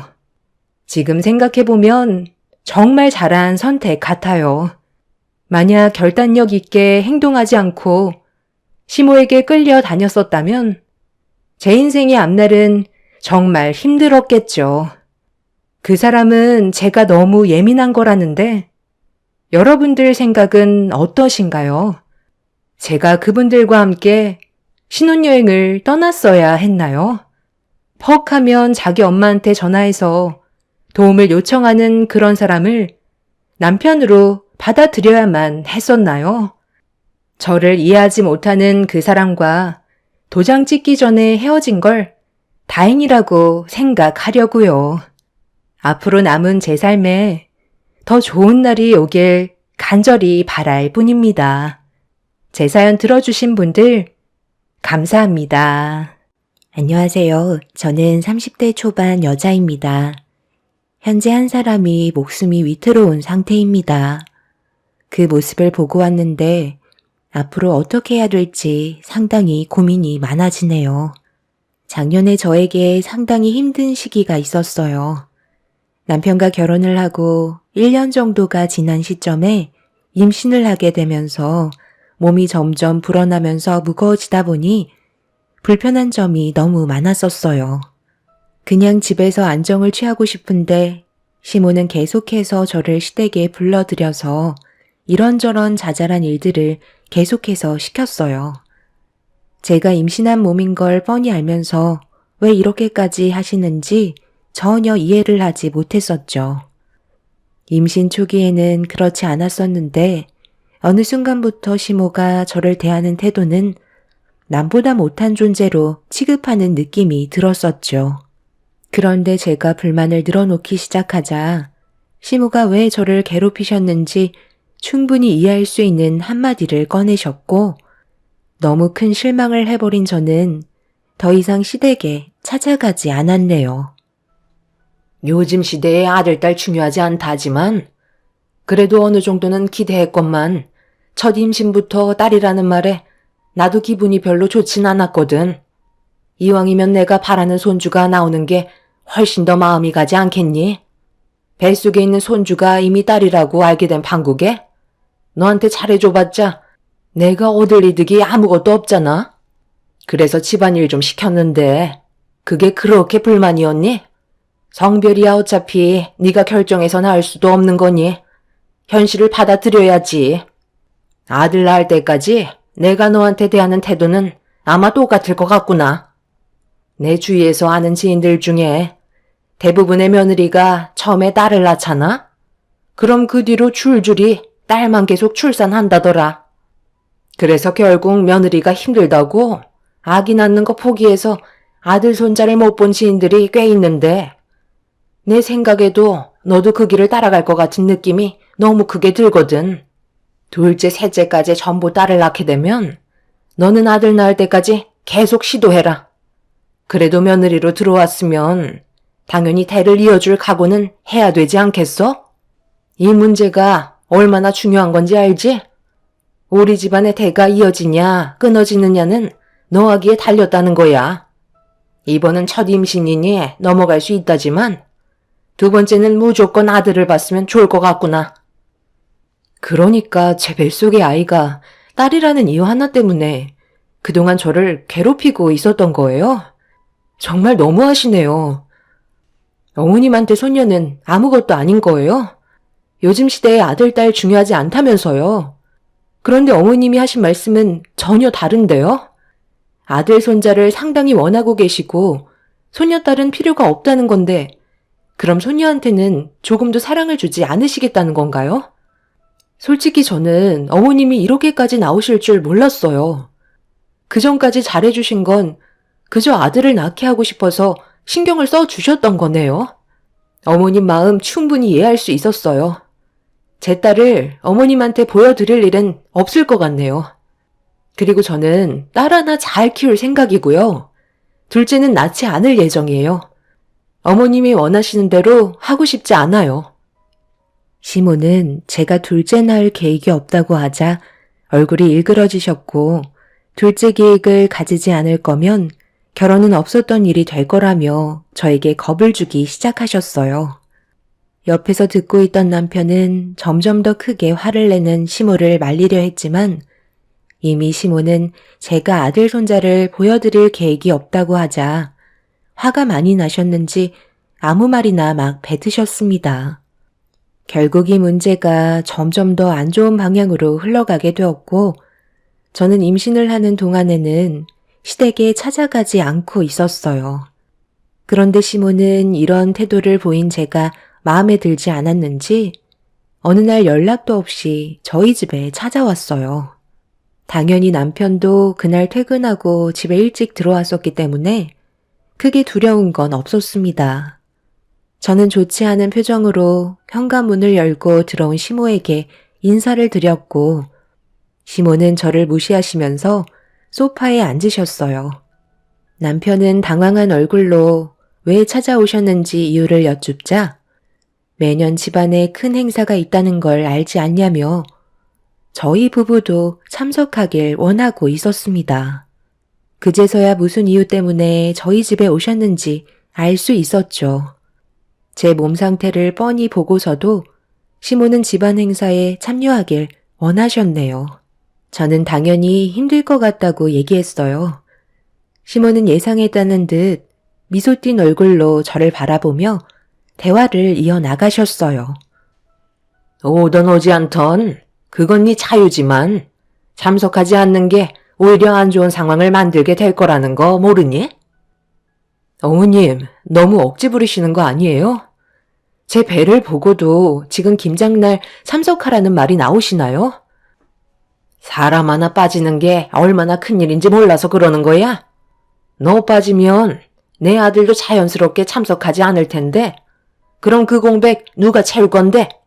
쓸데없는 말 하지 말고 무조건 참석해라. 몸 회복되는 대로 김장 시작할 거다. 저희는 참석하지 않고 김치도 사서 먹을게요. 집안 행사랍시고 솔직히 가족들끼리 모여서 뭘 하는데요? 술판밖에 더 벌려요? 김장김치 달라고 하지도 않을 거니까 걱정하지 마시고 어머님 많이 만드세요. 더 하실 말씀 없으시죠? 그렇게 나온다고 내가 눈 하나 깜빡할 줄 알았니? 나도 다 방법이 있으니까 갈 때까지 한번 가보던가. 시애미가 얘기하면 군소리 하지 말고 그냥 받아들이면 될 것을 꼭 이렇게 토를 달아서 분위기를 험악하게 조성해야 되겠어? 엄마, 이 사람 이제 곧 출산이면 앞으로 얼마나 바쁘게 될지 잘 알고 계시잖아요. 그런데 이렇게까지 하시는 건 너무 억지 아니에요? 저희 입장도 생각해 주셔야죠. 제가 봤을 때 엄마가 오히려 안 좋은 상황을 더 만들고 계신 것 같아요.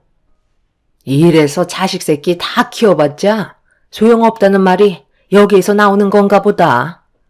엄마가 그동안 너를 어떻게 키웠는지 몰라서 그런 말을 하는 거야? 그리고 지금까지 매년 단 한 번도 행사를 거른 적이 없었는데 출산날 다가온다고 참석을 안 한다는 건 우리 집안의 행사를 무시하는 건데 엄마 보고 그만하라는 말이 나오니? 이번 일은 절대 그냥은 넘어가지 못할 것 같구나. 일을 크게 만들고 싶지 않으면 무조건 내려와서 일손 도와야 할 거다. 괜히 후회할 일 만들지 말고 내가 알려준 날짜에 무조건 참석해라. 나는 분명히 너한테 경고했으니 신중하게 결정을 해야 할 거야. 시모는 저희 부부의 의견을 조금도 들어주려 하지 않았어요. 출산 날보다 출산 전에 김장을 담그는 게 부려먹기 좋을 것 같다며 최대한 일정을 서두르시겠다는 말씀을 하시고 집으로 돌아가셨습니다. 제가 어떤 후회할 일을 겪게 될지 몰라 더욱더 심적으로 불안해지기 시작했고 갑자기 극도의 스트레스를 받아서 그런지 아랫배에 지속적인 통증이 오고 있었어요. 최대한 안정을 취해야 할 것 같아 남편의 도움을 받아 방 안으로 들어왔고 이 문제에 대해 진지한 대화를 이어나갔습니다. 남편은 걱정하지 말라면서 저를 안심시켜 주려고 노력했지만 시모가 연락도 없이 무턱대고 찾아와서 통보하시고 떠날 정도로 막 나가시는 성격 때문에 남편이 저를 안심시켜 주려 해도 불안한 마음은 쉽게 떨쳐낼 수가 없었네요.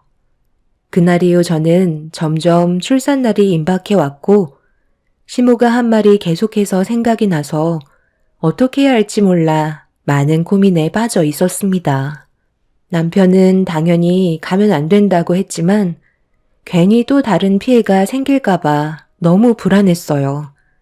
시모는 제가 출산 예정 일주일 전에 미리 시댁 집안 김장이 있을 예정이라는 문자를 통보를 하면서 일정을 잡았고 남편은 시모에게 전화를 걸어 어떻게 될지 모르는 상황이라 집에서 대기하는 게 좋을 것 같다며 이번에는 김장을 빠지겠다고 설명을 하고 있었네요.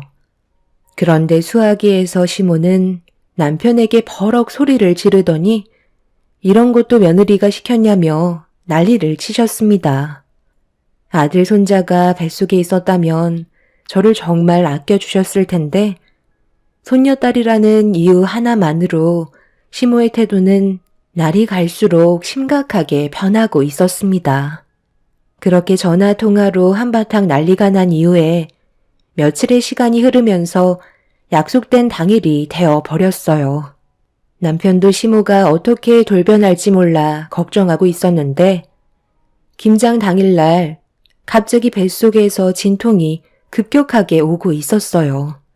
너무 큰 스트레스가 진통을 촉진시켰는지 아랫배가 참기 힘들 정도의 진통을 오게 만들었고 제가 고통스러워하자 남편은 저를 서둘러 산부인과로 데려갔습니다. 남편은 양가 부모님께 연락을 드리면서 출산 소식을 알려주었어요. 저희 부모님은 제가 출산을 할 것 같다는 말에 급하게 산부인과를 찾아와 주셨고 잠시 뒤 시부모님께서도 산부인과를 찾아와 주셨습니다. 모두의 관심이 집중되어 있는 상황 속에 시모는 저를 노려보면서 출산이 임박한 저에게 불만을 털어놓기 시작했습니다. 시모의 말을 듣고 계셨던 엄마가 어이없다는 듯 시모를 쳐다보고 있었어요. 남편은 모두가 예민한 상태에서 큰일이 벌어질까봐 시모를 밖으로 밀어내려 하고 있었죠. 이건 알아. 나는 하고 싶은 말도 못하니? 제가 김장하고 싶지 않아서 일부러 깨부리는 거잖아. 내가 모를 줄 알아? 그런 게 어디 있어요. 조금 있으면 정말 출산을 해야 한다고요. 모두가 예민한 상태니까 나중에 다시 얘기하면 안 될까요? 뭘 나중에 얘기해? 지금 얼마나 심각한 상황인지 몰라? 너희 이모들이 벌써 엄마 집에 와서 김장 준비하고 있다고. 지금 하시는 말씀이 너무 지나치시네요. 제 딸이 지금 진통을 겪고 있는 게 안 보이세요? 제발 적당히 좀 하시죠. 뭘 적당히 해요?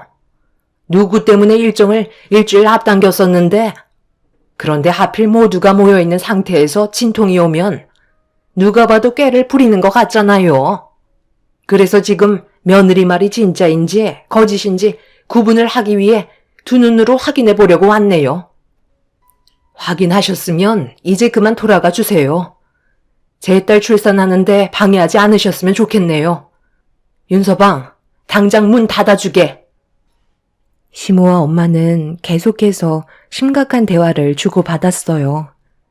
엄마는 시모의 태도에 화가 많이 났던지 문 밖에서 점점 언성을 높이면서 격한 말이 오고 갔고, 저는 심각해지는 진통으로 인해 결국 엄마와 시모가 싸우는 모습을 보면서 분만실로 들어가고 말았습니다. 건강이 안 좋으신 엄마가 화를 내시는 모습을 마지막으로 봐서 그런지 출산을 하는데 집중을 하지 못하겠더라고요. 원장님은 딴 생각하지 말고 출산에 온 정신을 쏟으라며 아이가 위험할 수도 있다는 말에 별일이 없을 거라 믿고 뱃속에 있는 제 딸을 보기 위해 온 정신을 출산하는데 쏟아 부었습니다. 그렇게 한참의 시간이 지나고 뱃속에 있던 아이는 제품에 안길 수 있었고 저는 회복실로 옮겨지게 되었네요. 그런데 아빠를 제외한 남편과 엄마가 보이지 않았어요. 아빠에게 제가 없는 사이 무슨 일이 있었냐며 남편과 엄마를 찾았는데 아빠의 한마디에 엄청난 충격을 받고 말았습니다. 시모가 엄마를 데리고 시댁에 갔다는 말을 하셨네요. 아빠에게 왜 말리지 않았냐고 물어보니 엄마가 대신 가서 일손을 도와주겠다고 했다며 아빠도 엄마를 말렸지만 괜히 저에게 피해가 갈까봐 시댁 김장을 도와주려고 간 것 같다는 말씀을 하셨네요. 엄마가 시댁에 가신 건 엄청난 일이었어요. 이유는 시댁 김장만이 아닌 시모의 친정 식구분들의 김치까지 해야 되는 상당히 큰 일이라 그곳엔 많은 분들이 모여 있을 테고 엄마한테 피해가 갈 수 있는 상황이었거든요. 이제 막 출산을 한 저는 온몸이 늘어나 있는 상태라 손가락 하나 까딱할 정도의 힘도 없었어요. 아빠에게 부탁해서 남편과 통화를 시도했지만 받지 않았고 불안한 마음으로 연락이 오길 기다리고 있는데 몇 시간 뒤에 아빠에게 전화 한 통이 왔습니다. 전화를 받은 아빠는 엄마가 병원에 입원했다는 말에 급하게 가봐야 할 것 같다며 상황이 되는 대로 최대한 빨리 오겠다며 회복실에서 급하게 나가셨네요. 엄마는 몇 년 전에 갑상선 암 때문에 치료를 받으신 적이 있으셨는데 수술을 받고 난 이후부터 건강 상태가 많이 안 좋으셨어요. 온몸이 약해지셨기 때문에 무리한 움직임은 피해야 했는데 갑상선 기능 저하로 동반되는 빈혈 때문에 엄마가 쓰러지신 것 같았습니다. 너무 불안한 마음에 남편에게 반복해서 전화를 하고 있는데 회복실 문이 열렸고 남편이 모습을 나타냈어요. 저도 모르게 남편에게 화를 내며 어떻게 된 일이냐고 물어보게 되었습니다. 당신이 분만실에 들어갈 때 우리 엄마가 당신이 마음에 들지 않는다며 계속해서 불만을 쏟아내셨거든. 장모님이 그 모습을 지켜보시다가 어떻게 하면 되겠냐고 물어보시니까 엄마가 건강이 약하신 장모님께 대신 김장을 도우라고 얘기하셨는데 장모님은 고민도 안 하시고 엄마 집으로 함께 출발하셨소. 장인어른께서 말리셨지만 장모님은 이미 결정을 내리셨는지 무작정 산부인과에서 나서시는 바람에 장인어른이 나보고 따라가서 큰 문제가 없게 해달라고 부탁까지 하셔서 따라갔는데 장모님께서 우리 엄마와 이모들과 할머니 할아버지까지 모인 자리에 당당히 들어가셔서 한창 바쁘게 김장김치를 담그는데 일손을 도와주셨어. 그런데 장모님께서 우리가 먹을 김치만 차에 실으시더니 아직 통에 담지 않았던 김치들을 우리 엄마한테 막 집어 던지기 시작한 거야. 그때부터 집안은 난리가 나기 시작했고 나는 우리 집안 사람들이 장모님한테 달려드는 걸 온몸으로 막아서고 있는데 장모님이 갑자기 쓰러지셔서 병원에 입원을 하셨어. 남편의 말을 들어보니 대충 어떤 상황인지 이해가 되고 있었습니다. 엄마는 시모의 행동들에 화가 머리끝까지 올라오셔서 시댁에 시모의 친정 식구분들이 전부 모여있는 곳에서 시모에게 난리를 치셨던 거였어요. 남편 말로는 저희 부부가 먹을 김치를 정성껏 만드셔서 차에 실어주신 다음 나머지 김치는 먹지 못할 정도로 난장판을 만들어 놓으셨다는 말을 들을 수 있었네요. 그로 인해 집안 분위기는 심각할 정도로 안 좋아졌다는 말에 이런 상황이 답답할 뿐이었네요. 불안에 떨고 있는 저를 안심시켜주기 위해 남편은 제 옆을 지키고 있었는데 갑자기 회복실 문을 박차며 시모가 저를 노려보며 무서울 정도로 달려들었어요. 엄마, 지금 여기가 어딘지 모르세요? 이 사람 이제 막 출산했다고요. 제발 그만 좀 하세요. 일이 이렇게까지 된 건 전부 다 엄마 때문이잖아요. 도대체 얼마나 많은 사람들이 상처를 받아야 되는 건데요? 이 사람이 딸을 낳든 아들을 낳든 그게 엄마한테 그렇게 중요한 거예요? 도대체 뭐가 문제이길래 이렇게까지 상황을 심각하게 만들어서 모두가 피해를 보게 만드냐고요? 이런 식으로 계속 나가시면 끝은 안 봐도 뻔하다고요. 엄마는 저와 얼굴 안 보고 살 수 있어요? 그렇게 할 수 없잖아요. 그럼 서로 이해하고 좋은 쪽으로 풀어나가셔야죠. 왜 이렇게 모든 일들을 꼬이게 만들어서 집안 전체가 풍비박산나게 만드시냐고요? 할머니, 할아버지까지 충격 때문에 쓰러지셔서 알아두우셨으면 그만하셔야죠. 저희 당분간은 조용히 지냈으면 좋겠어요. 그래도 그렇지. 어떻게 힘들게 만들어 놓은 김치들을 먹지도 못하게 난장판으로 만들어놔? 내가 뭘 얼마나 크게 잘못했다고? 앞으로 아들을 낳을 때까지 쉬지 않고 계속 시도하라는 말이 그렇게 잘못된 거야? 그리고 출산 전에 김장하라고 얘기한 게 뭐가 그리 잘못됐다고 나를 죄인 취급하는 건데? 일부러 일정까지 앞당겼구만. 눈치가 없는 건지 갑자기 진통이 왔다고 얘기하면 내가 살갑게 볼 수 있겠어? 그래서 쓴소리 좀 했다고 사돈이 지금 이런 식으로 안 좋은 상황을 만들어? 이게 다 너 때문이다. 너만 내 아들과 결혼을 하지 않았다면 이런 일은 발생되지 않았을 거라고. 먹지 못하고 폐기 처분한 김치들이랑 우리 집안이 받은 정신적인 충격들에 대해 손해배상 청구할 테니까 불만 있으면 법적으로 대응하거라. 그리고 오늘 이 시간 이후부터 너는 우리 집안 며느리가 아니다. 어차피 이렇게까지 난리가 난 마당에 앞으로 서로 웃으면서 지낼 수가 없잖아. 내 아들과는 여기까지 하고 마무리 짓거라. 이혼 준비하고 우리의 인연은 여기에서 마무리 짓는 걸로 하는 거다. 정말 웃긴 게 뭔 줄 아세요? 처음부터 끝까지 어머님은 저희 집안이 잘못됐다고 하시는데 이렇게까지 상황을 악화시킨 건 전부 어머님 때문이잖아요. 제가 딸을 낳던 아들을 낳던 그걸 왜 어머님이 신경 쓰셔야 하는 거죠? 제가 이 사람이랑 결혼했으면 더 이상 참견하지 마세요. 저희 인생 저희가 알아서 사는 거 아닌가요? 그리고 출산을 앞둔 사람한테 김장을 하라는 게 말이 된다고 생각하세요? 지나가는 사람들 붙잡고 얘기해 보세요. 제가 이상한 건지 어머님이 이상한 건지 한번 물어보시라고요. 처음부터 끝까지 어머님의 억지가 결국 이 사단을 만들어 놓은 거잖아요. 저는 이 사람과 이혼할 생각은 조금도 없지만 어머님과 인연 끊을 생각은 확고하네요. 지금은 그래도 어느 정도 활력이 있으셔서 저희한테 막대하시겠지만 앞으로 10년 뒤에는 어쩌실 생각이세요? 누구 도움 받으면서 사시게요? 생각 잘 하시는 게 좋을 거예요. 이 사람이 저와 제 딸을 버리고 어머님한테 갈 거라고 착각하시는 건 아니시죠?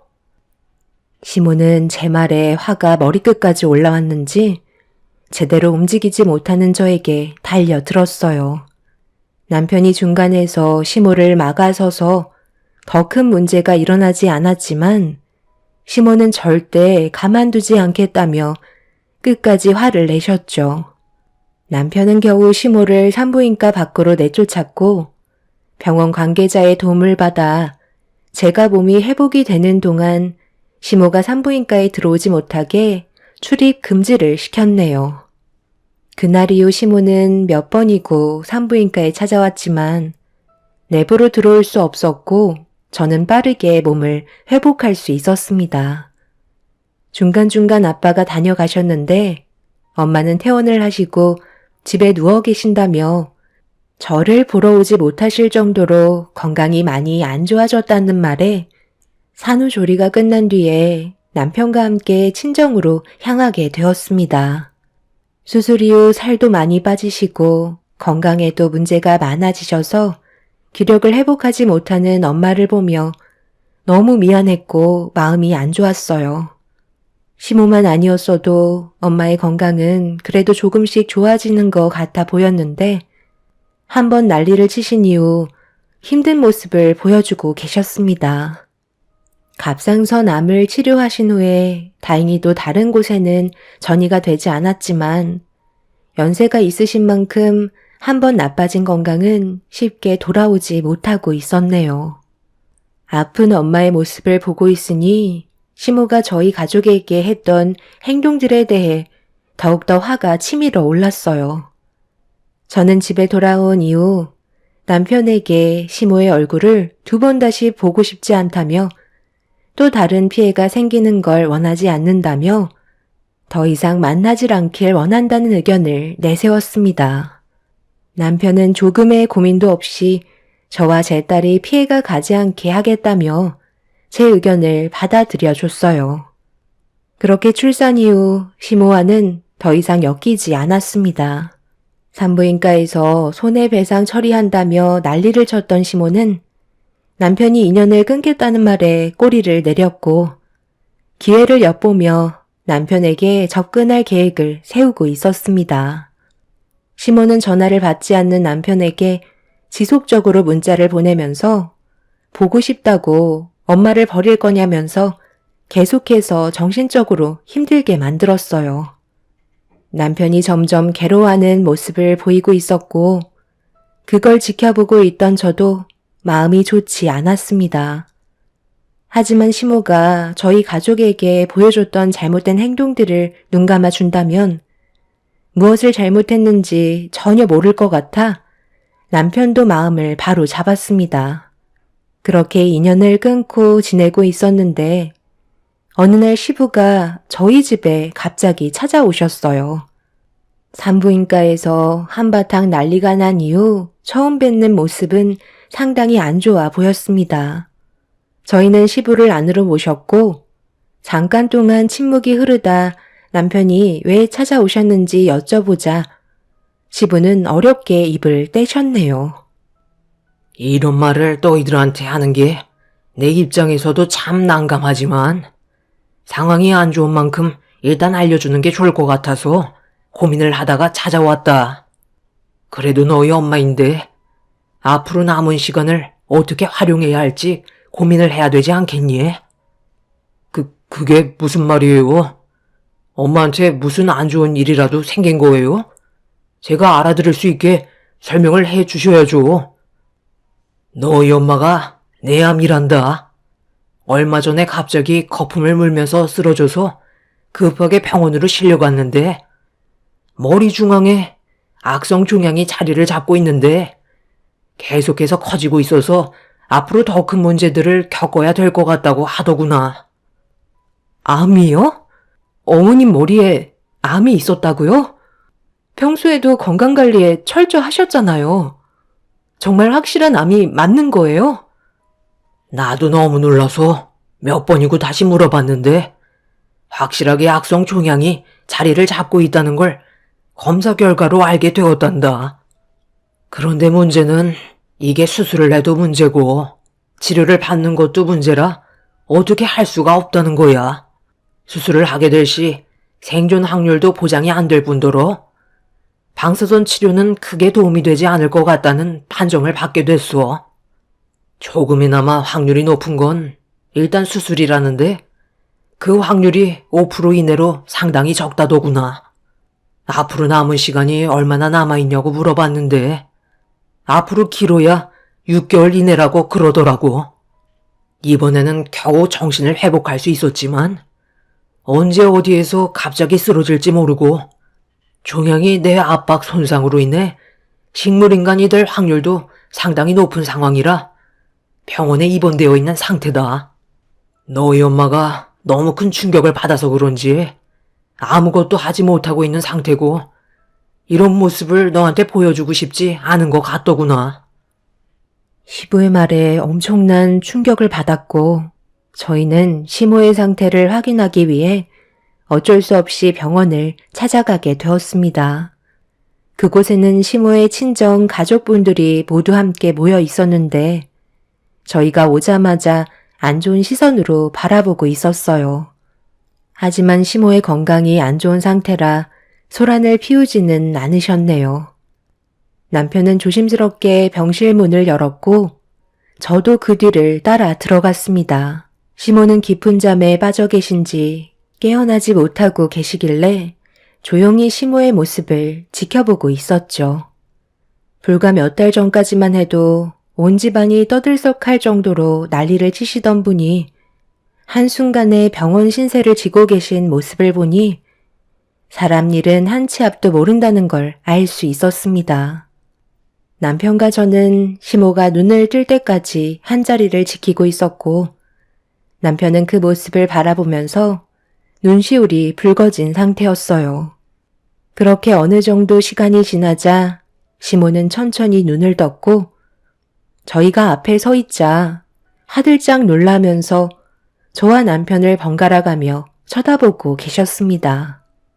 뭔가 보여주기 싫은 모습을 들킨 사람처럼 급하게 이불 속으로 몸을 숨기셨네요. 그런데 시모는 이런 상황 속에서도 저에게 안 좋은 말을 쏟아내셨어요. 내가 왜 이렇게까지 됐는지 알아? 전부 다 너 때문이다. 그동안 얼마나 스트레스를 줬으면 내 머리에 암이 생길 수가 있어? 네가 다 책임지거라. 앞으로 나한테 남은 시간이 얼마 남지 않았다는데 그 시간 동안 나는 너를 끝까지 괴롭히다 떠날 거다. 정말 대단하시네요. 몸도 안 좋으시면서 입은 여전하세요. 어차피 곧 마지막이 되실 수도 있는데 뭐하러 최상층 병동에서 좋은 시설로 치료를 받으시는 거예요? 살고 싶으셔서 그런 거 아니에요? 끝까지 자존심 내세우지 마시고 이제 그만 좀 하세요. 어머님 계속 이런 식으로 하셔봤자 어차피 나중에 후회만 남을 뿐이라고요. 저희 마음도 헤아려 주셔야죠. 시모는 모든 상황들이 전부 다 저 때문이라며 화를 내셨고 흥분하시는 모습에 결국 자리를 피할 수밖에 없었습니다. 그날 이후 남편과 저는 계속해서 시모의 병원을 찾아갔어요. 하루가 다르게 시모의 건강은 급격하게 안 좋아지고 계셨습니다.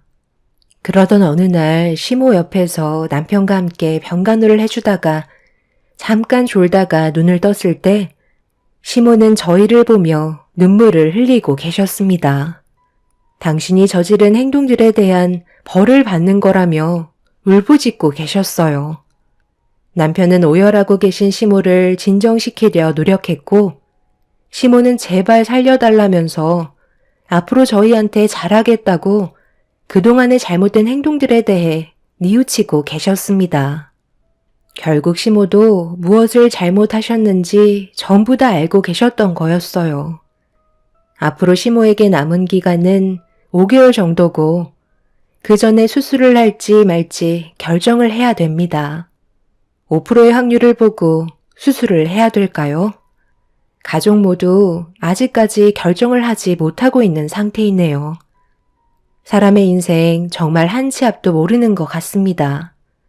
앞으로 어떤 결정을 하냐에 따라 시어머니의 인생은 좋아질 수도 나빠질 수도 있겠네요. 여러분들의 의견도 들어보고 싶습니다. 제 사연 들어주신 분들 감사합니다.